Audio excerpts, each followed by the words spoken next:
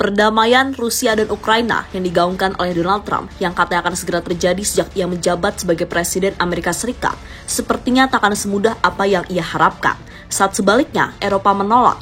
Para pemimpin Eropa terus memberikan dukungan pada Ukraina untuk berperang, di mana mereka beranggapan jika Ukraina nggak boleh kalah dalam kesepakatan apapun.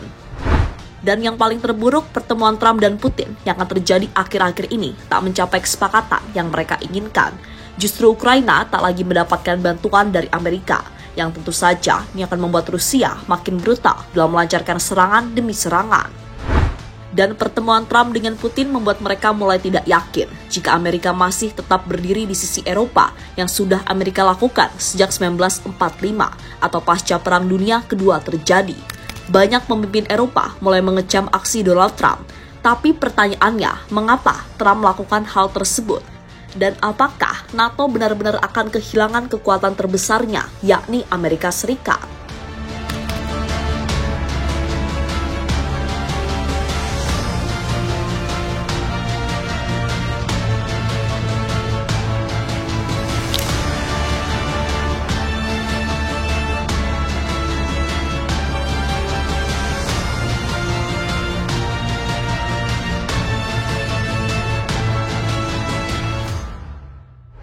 Ya, seperti kita tahu, kalau dalam beberapa minggu terakhir, Rusia melancarkan salah satu gelombang serangan udara terbesar sejak invasi dimulai pada Februari 2022. Serangan ini melibatkan puluhan rudal balistik, rudal jelajah, dan drone kamikaze Shahed 136 buatan Iran. Total menurut laporan dari Kementerian Keamanan Ukraina, Rusia menembakkan 66 rudal balistik dan jelajah, 4 rudal udara ke permukaan yang diluncurkan dari pesawat, dan 145 pesawat tanpa awak Shahed, serta pesawat nirawak pengalih perhatian ke Kiev dan 4 wilayah lain di Ukraina. Tujuan serangan ini bukan hanya menghancurkan infrastruktur militer, tetapi juga menimbulkan teror psikologis di kalangan warga sipil Ukraina. Jelas serangan ini menunjukkan bahwa Moskow belum berniat mengendurkan serangan ofensifnya dan bahkan siap meningkatkan skala serangan jika negara-negara barat semakin aktif membantu Ukraina.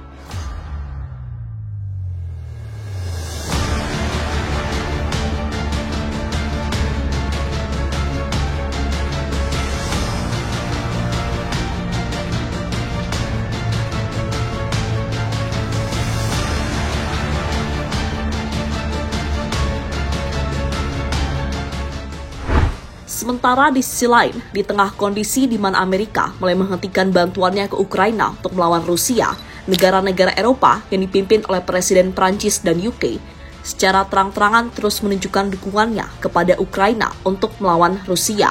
Terbaru usai pertemuan para pemimpin negara Eropa dan NATO bertemu bersama Zelensky, mereka memutuskan untuk terus membantu Ukraina.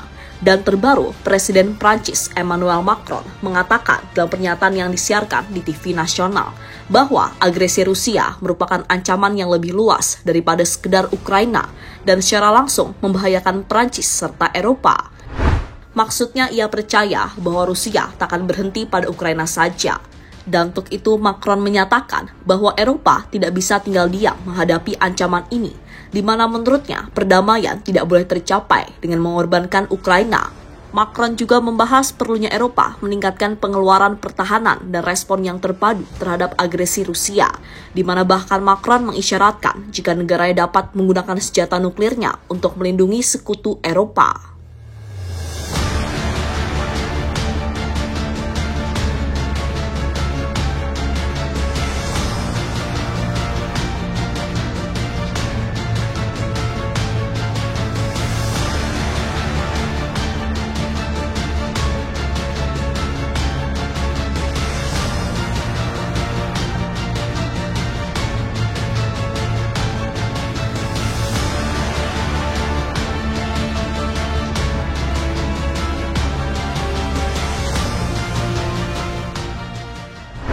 Mendengar Presiden Prancis menyerang Vladimir Putin hingga mengindikasikan soal senjata nuklir yang dimiliki Prancis sebagai satu-satunya negara Eropa yang punya nuklir, Kremlin atau Rusia menilai jika pidato dari Presiden Prancis itu sangat konfrontatif atau menyerang, dan itu membuat Rusia menilai jika Paris ingin memperpanjang perang di Ukraina. Dalam penjelasannya baru-baru ini sebagai jawaban, Menteri Luar Negeri Rusia, Sergei Lavrov, menganggap pernyataan Macron sebagai ancaman langsung terhadap Rusia. Lavrov pun menegaskan bahwa jika Prancis membahas penggunaan senjata nuklir terhadap Moskow, maka itu merupakan eskalasi serius. Еще было очень странно слышать то, что господин Макрон в агрессивной манере, в общем-то, продолжая дело Наполеона, который хотел Россию покорить, но маскируя свои истинные намерения. Sementara itu, Putin dengan simpel menjawab tantangan dari Macron jika ada orang yang ingin kembali ke era Napoleon, dan kita tahu seperti apa akhirnya. До сих пор кому-то не имется. Есть еще люди, которые хотят вернуться к временам Наполеона, забывают, чем это закончилось. Правильно, абсолютно. Но здесь... Jawaban dari Putin sendiri secara tidak langsung memperingatkan Prancis dan Eropa tentang konsekuensi dari tindakan konfrontatif terhadap Rusia. Dalam hal ini, Putin mengingatkan bagaimana Napoleon Bonaparte pernah mencoba menaklukkan Rusia dalam invasi tahun 1812, tetapi akhirnya mengalami kekalahan telak. Hal ini menjadi semacam sindiran bahwa upaya Prancis untuk menantang Rusia dalam sejarah selalu berakhir buruk bagi mereka. Selain itu, Putin juga ingin menunjukkan bahwa jika Prancis atau Eropa terus mendorong konfrontasi dengan Rusia, mereka bisa menghadapi nasib serupa seperti Napoleon. Artinya, di sini Rusia cukup percaya diri dan merasa jika kekuatan militer mereka bisa mengatasi Eropa. Dan terburuknya, Rusia justru akan lebih brutal menyerang wilayah teritorial milik Ukraina dan menjadikan Ukraina neraka dengan misil-misil canggih yang dimiliki oleh Rusia.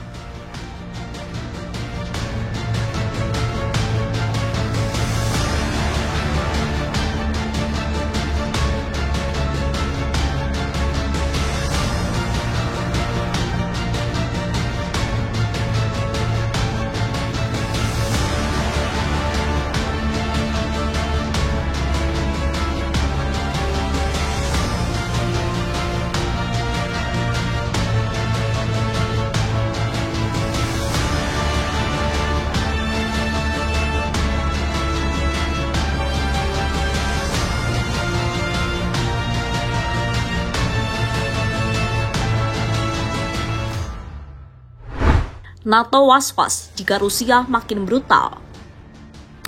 Menurut laporan Reuters dan HuffPost baru-baru ini, Putin sendiri masih bersedia untuk melakukan perundingan. Hanya saja ada tuntutan besar yang diajukan Putin yang bakal menyulitkan Barat untuk menyetujuinya. Syarat pertama yang diinginkan adalah Ukraina harus menyerahkan wilayah.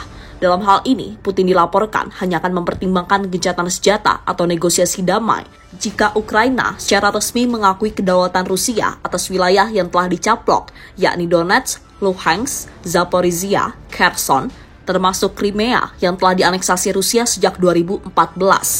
Sekali lagi, itu berarti Rusia harus merelakan sebagian besar wilayah timurnya untuk diakui secara resmi sebagai bagian dari Federasi Rusia. Kedua, Putin ingin NATO memberikan jaminan tidak meluas ke timur, jaminan resmi bahwa NATO tidak akan menerima Ukraina sebagai anggota, dan penghentian ekspansi NATO lebih jauh ke arah Eropa Timur, yang selama ini dianggap Moskow sebagai ancaman langsung terhadap keamanannya. Ketiga, Putin juga meminta Ukraina melepaskan ambisinya untuk bergabung dengan NATO atau aliansi militer lain. Dengan terakhir, Rusia ingin pengurangan atau pencabutan sanksi ekonomi besar-besaran, terutama terhadap sektor energi, perbankan, dan pertahanan Rusia yang menjadi target utama Barat sejak invasi 2022.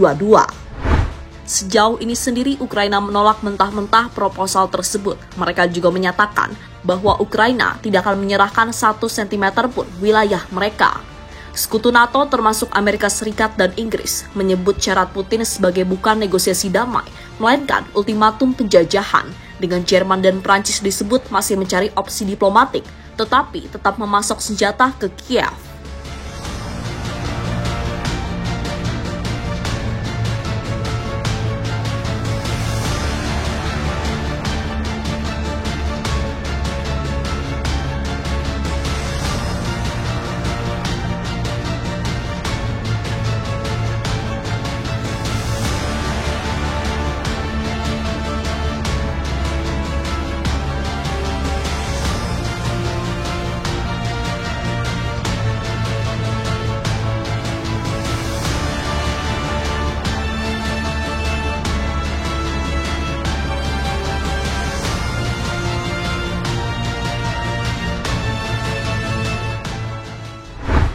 Ancaman nuklir. Nuklir kembali jadi kata yang tiba-tiba menghantui Eropa setelah puluhan tahun terkubur di masa Perang Dingin, ketika Macron mengisyaratkan bahwa Prancis bisa menggunakan senjata nuklirnya untuk melindungi sekutu Eropa. Dunia tercengang. Prancis memang satu-satunya negara Uni Eropa yang punya senjata nuklir, jumlahnya sekitar 290 hulu ledak aktif. Namun di sisi lain, Rusia memiliki lebih dari 5.500 hulu ledak yang menjadikannya kekuatan nuklir terbesar di dunia. Data ini tentu tak sepenuhnya tepat, mengingat 3 negara merahasiakan hal ini. Tapi yang pasti, Rusia punya jauh lebih banyak dari Prancis. Berkaitan dengan ucapan Macron, Kremlin tak tinggal diam. Putin dengan gaya khasnya yang penuh sindiran hanya mengingatkan bahwa siapapun yang menantang Rusia akan bernasib sama seperti Napoleon, tanpa perlu menyebut kata nuklir secara eksplisit. Tapi pesannya jelas, Rusia tak akan mundur, bahkan jika taruhannya adalah kehancuran total. Sekarang pertanyaannya adalah, apakah ini hanya gertakan politik atau kita benar-benar berada di ambang krisis nuklir pertama sejak 1962? Para analisis terpecah, ada yang bilang Macron hanya ingin menunjukkan otot di depan sekutu. Tapi yang lain khawatir, Rusia bisa salah menafsirkan sinyal ini sebagai deklarasi perang. Yang pasti ancaman nuklir telah mengubah perang Ukraina dan konflik regional menjadi bayang-bayang lebih besar.